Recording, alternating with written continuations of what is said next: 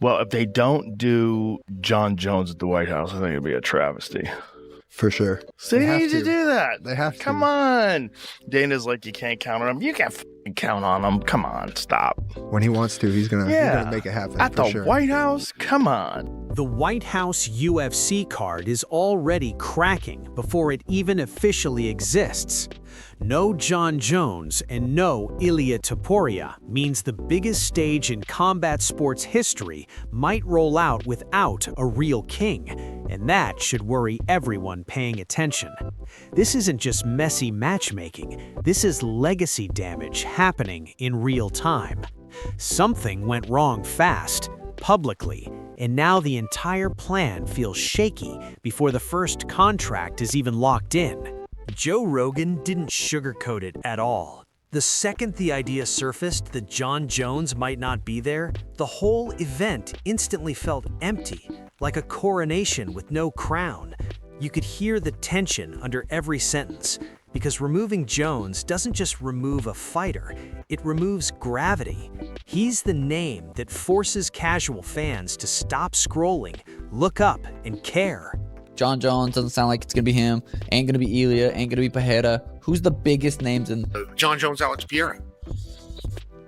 Right, because if you have this, which statement was true? That it's gonna be 9 title fights, or that it's gonna be only title fight? This is where it gets uncomfortable fast. Dana White himself started sounding unsure, and when Dana sounds unsure, alarms start blaring. This isn't some apex fight night. This is the White House. Global optics, power, symbolism, pressure. And suddenly phrases like, "you can't count on him," are floating around. Since when do you build the biggest UFC event ever on crossed fingers and hope? Jon Jones, Alex Pereira. Right, because if you have this, which statement was true? That it's going to be 9 title fights, or that it's going to be only title fights?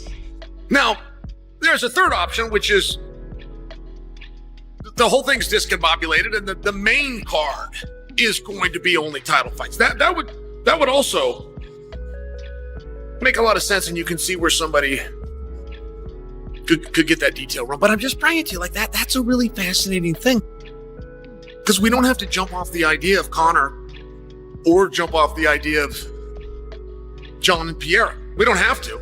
We just got to find a way to make those for titles. By the way, before we dive in, 99.8% of the people watching right now aren't subscribed. Make sure to subscribe so you don't miss out on any upcoming MMA news. And without further ado, let's dive into it. Then Khalil Roundtree jumps in, and instead of clearing things up, the confusion gets worse. Now it's 9 title fights, or all title fights, or maybe just the main card, or maybe nobody actually knows. That's terrifying at this level. When narratives don't align this badly, someone is hiding something. All right. I mean, just consider that. We're painting here with broad strokes. We're just guessing and making conversation. But just keep that in mind. Now, what about Jones and Pereira? How could they fight for a title? Aspinall came out last week and says that he's not cleared. He came out in a great interview. I thought Tom represented himself well. He was angry and he was fired up, and I loved it. But he did say that he's got a doctor working with him, and the doctor is openly saying, you are not cleared. You cannot train, you cannot spar, you cannot fight. Well, but how long does that last? How long does that last until we've got to do an interim championship? Or would you do an interim championship? If Tom's out for X amount of time, what would that date need to be where you made it for an undisputed championship? I do not predict for you that will happen. The conversation shifts to Jon Jones and Alex Pereira, and that's where the cracks really open up. Medical clearance enters the chat. Then Tom Aspinall saying he isn't cleared detonates everything. Once doctors say no, the UFC clock starts ticking fast. Interim titles creep in, undisputed belts stall, and suddenly this whole event feels fragile. White House card has to be, it sounds like it's happening, and it has to be massive. And who, Conor's, we don't know. Jon Jones doesn't sound like it's gonna be him. Ain't gonna be Ilia, ain't gonna be Pereira. Who's the biggest names? And right now, I'm still a big name, but it's like I'm coming off 2 losses. It's such, who you are, your last fight. I go out there and put on a big fight. That's going to be... That's it. Dana says they start the matchmaking in February. Listen closely here, because this part gets brushed off, but it shouldn't. When Chael Sonnen casually says he doesn't predict an undisputed title happening, that's not analysis, that's a warning. If the White House card can't deliver undisputed champions, what is it actually selling? They start the matchmaking in February to find out. Again, on that card, if there's not going to be really a crowd, it's just going to be elite people. They're going to want people, and the build up to this card is going to be huge, and they're going to want people that show up. When people sign the contract, that motherfucker's showing up.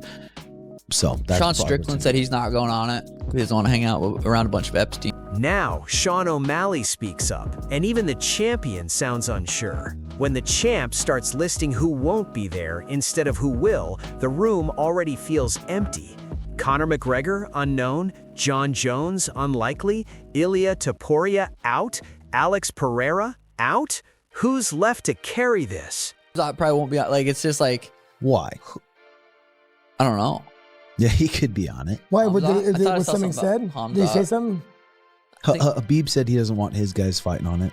Oh, maybe it's Did he say why? He just says he just doesn't. But I mean, they're running out of that.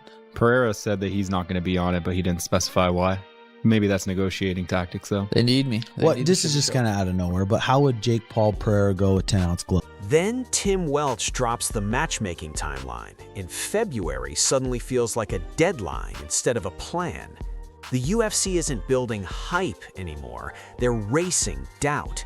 When he says they want people who will actually show up when they sign, that's code, that's fear. I think that me and O'Malley has to happen. Right? There it is. That's the one. Yeah, if there's ever a time to do it, man, it's now. I don't know if he's booked on anything or that White House card would be sick to fight on against O'Malley. I think that there's one fight in the division that people are like really, really calling for like over and over and over again, and it's me and O'Malley. So, yes. I mean, if you threw us on that White House card, I think that would be such a gigantic fight.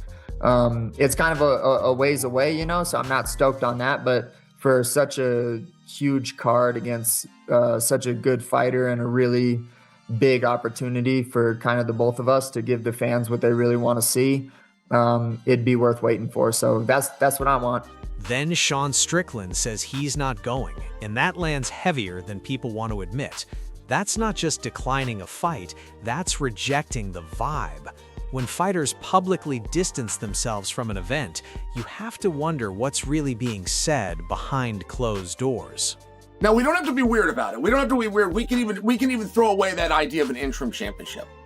We can just throw that away. It's going to be Jones versus Pereira. Surreal. Aspinall, who made events. Right? A week ago or 2 weeks ago, that'd have been very easy. We wouldn't even have the debate. But now as we come into the new era, Justin Gaethje versus Paddy the Baddy, for example, last fight of the night. World Championship amongst the women for the undisputed title on the line. Interim, beat out, undisputed. Great. Who would main event? And the way that this setup went is we don't know when Tom's coming back. So that's a long... Things get stranger when Khabib Nurmagomedov's name comes up. There's talk he doesn't want his guys on the card, and no explanation follows.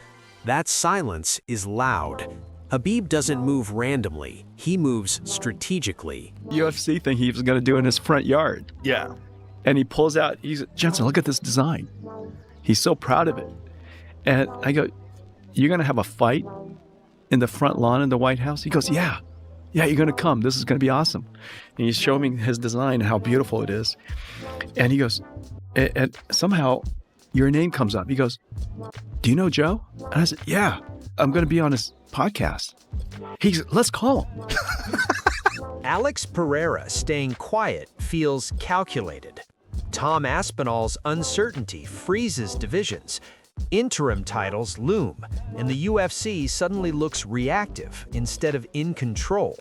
When contenders start calling each other out just to hold the card together, that's not dominance, that's damage control. Now it's your turn. What do you think about this whole situation? Who should headline this card? And do you believe the UFC still has full control here? Make sure to drop your thoughts in the comments, leave a like if you enjoyed this breakdown, and subscribe for more UFC updates in real talk.